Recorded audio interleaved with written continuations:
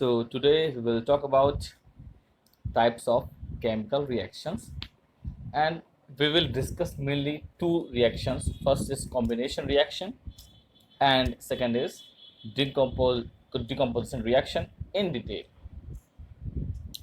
So what is the combination reaction? But what is the meaning of combination?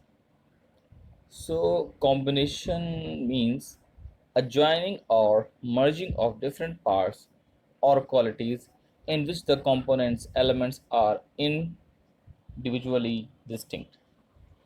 यानी अगर आसान भाषा में कहें तो कॉम्बिनेशन का सिंपल सा मतलब ये होता है कोई दो चीज़ या दो से अधिक चीज़ों का आपस में मिक्स होके एक नई चीज़ बनाना।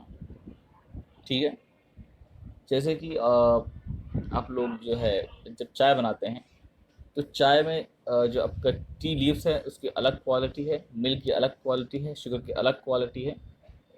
जब इनको हम मिक्स करते हैं तो एक अलग ही टेस्ट आपके सामने आता है, एक नया टेस्ट सामने आता है, उसको बोलते हैं it's a combination. So combination reaction is a reaction in which two or more reactants react together to form a single product। ठीक है, यानी वो रिएक्शन जिसमें दो या दो से ज़्यादा रिएक्टेंट आपस में रिएक्शन करके एक सिंगल प्रोडक्ट बनाते हैं। ठीक है, सो यहाँ पे कंडीशन क्या है कि you will get a single product. अगर आपको एक से ज़्यादा प्रोडक्ट मिल रहे हैं तो उसको हम कॉम्बिनेशन रिएक्शन नहीं कहते।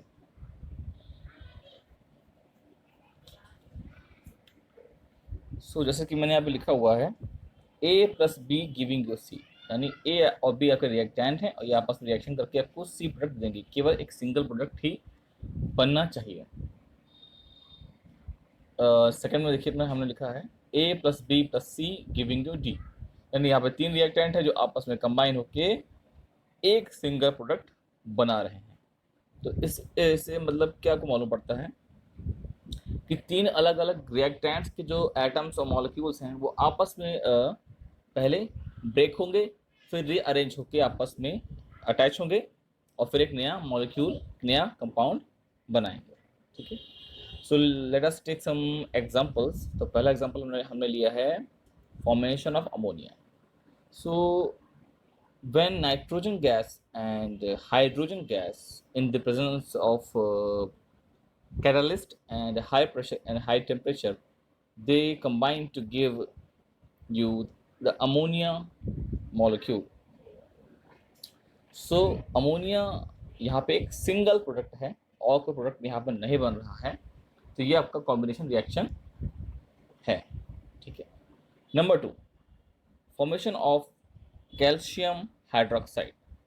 ये बहुत ही कॉमन एग्जांपल है कॉम्बिनेशन रिएक्शन का। तो कैल्शियम ऑक्साइड्स में लेते हैं जिसको हम लोग बोलते हैं quick lime. So when we mix your calcium oxide with water, it reacts to give you calcium hydroxide and good amount of heat is reduced. But यहाँ पे भी प्रोडक्ट सिंगल बनेगा, कैल्शियम हाइड्रोक्साइड, और कुछ नहीं बनता। Okay, number 3 formation of water. तो अगर हम हाइड्रोजन गैस और वाटर गैस को आपस में रिएक्ट कराएं तो ये दोनों गैसेस के मॉलिक्यूल्स जो हैं वो आपस में कंबाइन होकर क्या बनाते हैं, water molecule, single compound. So the formation of water is also a good example of combination reaction. Okay,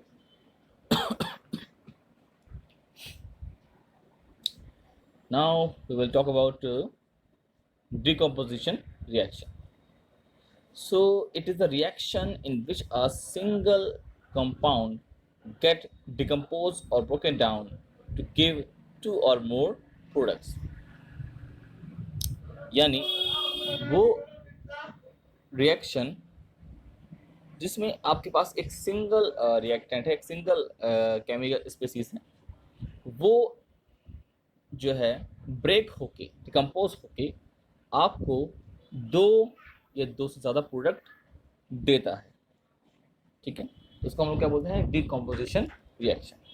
जैसे कि आपके पास मान लीजिए कोई रिएक्टेंट ए है और वो डिकम्पोज होकर आपको दे रहा है product B and C, giving you 2 products. ठीक है, तो उसको हम क्या बोलेंगे? Decomposition reaction. या फिर the second case, if you have a reactant A and upon the decomposition it will give you B, C and D, giving you 3 products. So that means it's also a decomposition reaction.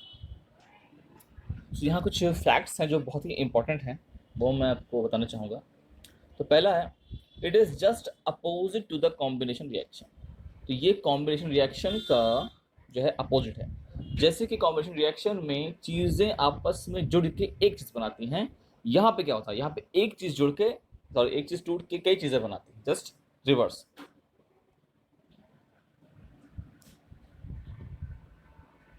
Okay, number 2, this reaction can be endothermic or exothermic depend upon the condition. तो जो आपके decomposition reaction होते हैं वो endothermic या exothermic दोनों ही हो सकते हैं, बट मोस्टली जो आपके डिकम्पोजिशन रिएक्शन होते हैं वो एक्सोथर्मिक ही होते हैं, but it mainly depends upon the condition. So third है आपका, energy supplied to the compound in the form of heat, light, radiation और electricity to decompose the compound. यानी अगर हमें किसी कंपाउंड को डिकम्पोज करना है तो हमें उसके लिए चाहिए क्या? एनर्जी।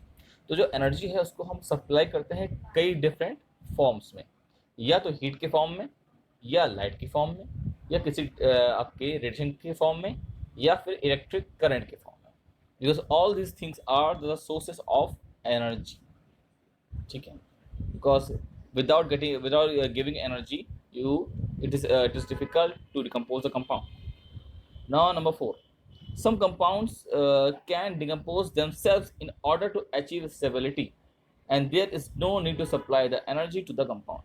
यानी देखिए chemistry is not so easy, ये बहुत ही कॉम्प्लेक्स सब्जेक्ट है, तो यहाँ पे बहुत सारे आपको एक्सेप्शन देखने को मिलते हैं। तो ऐसे बहुत सारे कंपाउंड्स होते हैं जिनको हमें किसी भी टाइप की एनर्जी देने की ज़रूरत नहीं होती।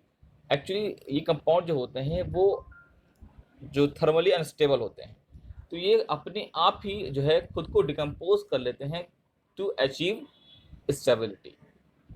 ठीक है, तो यहाँ पे हम एनर्जी को सप्लाई नहीं करते।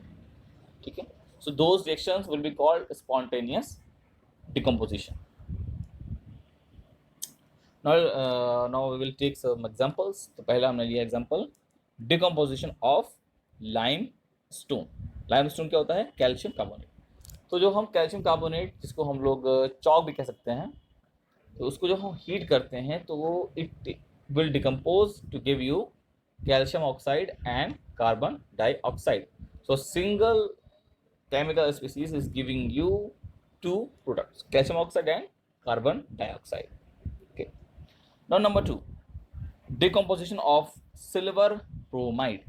यानी अगर सिल्वर ब्रोमाइड को हम सनलाइट की प्रेजेंस में रखें तो ये जो आपका कंपाउंड है ये ब्रेक होकर आपको क्या देता है? Silver and bromine. So a single chemical species is giving you 2 products, silver and bromine molecule. ठीक, so it is also a decomposition reaction. ठीक, ओके, अब हम बात करते हैं इनके टाइप्स की। So there are 3 types of decomposition reaction based upon the source of energy, जैसे मैंने आपको पहले बताया। तो पहला है आपका थर्मल डिकम्पोजिशन, सेकेंड है आपका इलेक्ट्रोलिटिक डिकम्पोजिशन, और थर्ड है आपका फोटो डिकम्पोजिशन रिएक्शन। ठीक, तो पहले हम बात करेंगे about thermal decomposition reaction. So in this type of decomposition, energy is supplied to the compound by heating it. यानी इस डिकम्पोजिशन में हम एनर्जी को सप्लाई करते हैं हीट के फॉर्म में, यानी हम कंपाउंड को हीट करते हैं ताकि वो आपको प्रोडक्ट दे डिकम्पोज होके। तो थर्मल शब्द आया है ग्रीक वर्ड थर्मोस से, जिसका मतलब होता है हीट। ठीक है, यानी वो डिकम्पोजिशन जो बाय हीट होता है। Done, okay. Now we will take example of thermal decomposition. तो पहला एग्जांपल हम लेंगे decomposition of lead nitrate. So lead nitrate is actually white crystalline salt. अगर इसको हम लैब में हीट करें तो ये आपको क्या देगा, lead oxide, nitrogen dioxide and oxygen gas. So a single chemical species upon thermal decomposition is giving you three products, जैसे मैंने आपको पहले बताया। So because it is giving you three products from a single substance, that's why it is a decomposition reaction. Okay, now number 2 example, decomposition of ferrous sulfate. So ferrous sulfate भी एक light green coloured salt होता है। अगर इसको हम heat करें तो आपको क्या देगा, ferric oxide Fe2O3, sulfur dioxide and sulfur trioxide. So again, three products from a single species. That's why it is also a decomposition reaction. Okay. Now number third we have electrolytic decomposition. So in this type of decomposition, electricity is used to decompose the compound. इस तरह की decomposition में हम electric current को supply करते हैं compound को break करने के लिए। ठीक है, तो जब भी हमें किसी कंपाउंड को ब्रेक करना होता है थ्रू इलेक्ट्रिक करंट, तो या तो हम उस कंपाउंड का सोल्यूशन लेते हैं, मतलब उस कंपाउंड को वाटर में डिसॉल्व कर देते हैं, या फिर उस कंपाउंड को हम लोग लेते हैं मोल्टन स्टेट में, तभी वो जो है इजीली जो है वो डिकम्पोज हो पाता है। ठीक है, so now we will take example number 1, and that is decomposition of water molecule. So when we supply electric current to the water, it get decomposed to give you hydrogen gas and oxygen gas, because water is composed of hydrogen and oxygen atoms. Okay, and second example is of sodium chloride.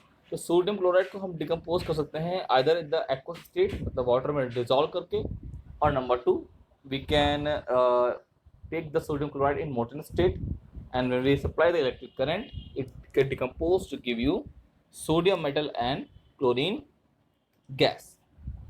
ठीक है, okay. Example number 3 is of lead bromide. So lead bromide भी एक salt होता है। इसको अगर हम molten state में लें और उसमें इलेक्ट्रिक करंट को हम सप्लाई करें तो it will decompose to give you lead metal and bromine molecule. Okay, तो अब हमारा बचा लास्ट, और लास्ट हमारा है photo decomposition. So in this type of decomposition, a compound is decomposed in the presence of light or radiation. यानी ये ऐसे डिकम्पोजिशन रिएक्शन होते हैं जहाँ पर हम सनलाइट या किसी स्पेशल टाइप के रेडिएशन जैसे यूवी रेडिएशन का इस्तेमाल करते हैं कंपाउंड्स को ब्रेक करने के लिए। ठीक है, तो ऐसे कंपाउंड्स को बहुत कम हीट की ज़रूरत होती है। तो पहला एग्जाम्पल हमने लिया है सिल्वर क्लोराइड का। सिल्वर क्लोराइड भी एक सॉल्ट है, कलरलेस सॉल्ट। अगर इसको हम सनलाइट के प्रेजेंस में डिकम्पोज कराएं तो ये आपको क्या देगा, silver metal and chlorine gas. Number two I have taken the example of hydrogen peroxide, which is a very common reagent in the lab and it's also present in your home also. तो अगर hydrogen peroxide को हम light के presence में रखें तो ये decompose होकर आपको क्या देगा, water molecule and oxygen gas. So because your hydrogen peroxide get decomposed due to sunlight, that's why the hydrogen peroxide gas is always kept in the laboratory away from sunlight, and it is kept in a dark colored bottle or mainly black colored bottles. Okay, so I hope कि जो भी मैंने आपको समझाया, जो भी हमने discuss किया वो आपको क्लियर हो गया होगा। If you have any doubt in your mind please ask to me. Thank you so much.